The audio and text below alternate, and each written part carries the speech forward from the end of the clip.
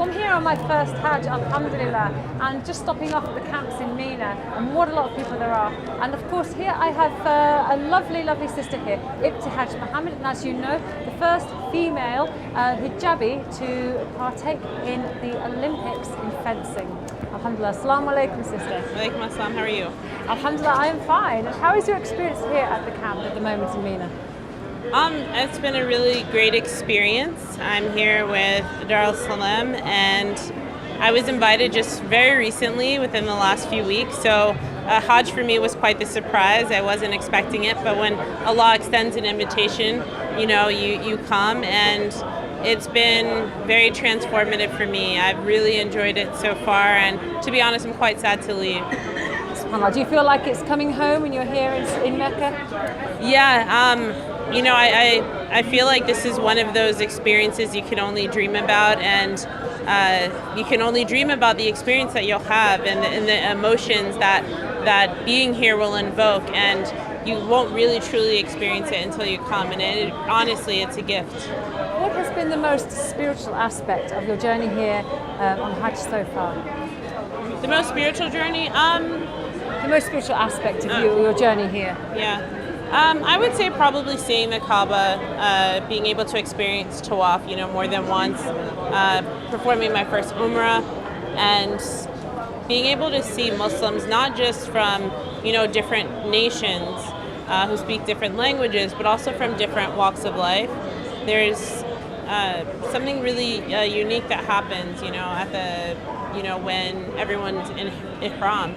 You don't have the opportunity to see anyone other than, these very simple pieces of fabric that they're in. And I think it's a way for us to see, the humanity within ourselves as a ummah, but also it really allows you the opportunity to reflect. The most spiritual part of the journey, yeah. Sister, what was your feeling the first time you saw the Kaaba as you first went through Al-Haram? I remember looking down. I was with two of my friends and one of the sheikhs who are here, and they took me for Umrah, and they kept saying, look down, and whatever, when you see the Kaaba for the first time, know exactly what dua, you want to make, because, it said that whatever dua you make when you first glance at the Kaaba, your dua will be accepted.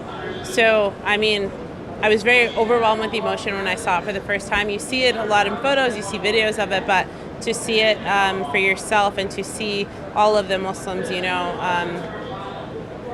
making tawaf around the Kaaba, it's really beautiful. I felt that right near the Kaaba, it's quite crowded with so many pilgrims trying to touch, obviously, the black stone on the Kaaba. With that amount of people and crowds, how did that make you feel? Did that distract from your Hajj at all? No, there's so many people. Everybody's there for the same reason. People express themselves in different ways. I think when you really are searching for that connection with Allah in that moment, to utilize that opportunity, being at the Kaaba, being at the Haram, you aren't thinking about what everyone else is doing, whether they're, making their best attempts at diving for the black stone, or really just focusing on the tawaf itself. I think the connection, focusing on your dua and trying to remember Allah in that moment, it really allows you to transform your mind in a way that you're able to block out everything that is going on around you.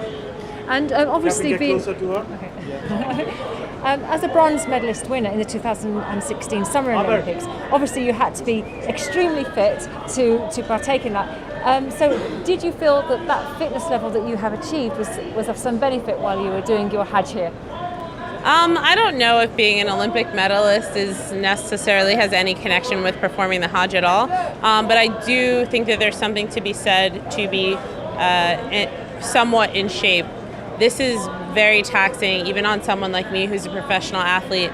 I walked 15 miles yesterday alone, and I look at some of the people around me who may be in wheelchairs, maybe pushed by someone while they're in a wheelchair, or people who aren't necessarily able-bodied and maybe disabled.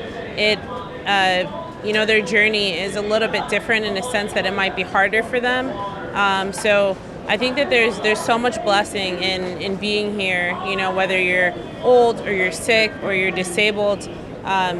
We each have this really great opportunity in front of us by being invited by Allah subhanahu wa ta'ala to be here. So it's truly a blessing to not just be able to experience it yourself and to survive to tell the story, but also to see how much harder even some people have to work, because we are blessed with two legs and have the ability to do tawaf and have the ability to do sa'i, where maybe it might be harder for others. And would you like to come back soon and do another Hajj, Umrah, inshallah, here in Saudi Arabia? Oh yeah, I mean, it's interesting that you ask. I've already started planning an Umrah trip in a few months with my family, so. MashaAllah. Jazakallah khair, sister. Thank you so much. Yeah, nice to meet you. And you. Yeah.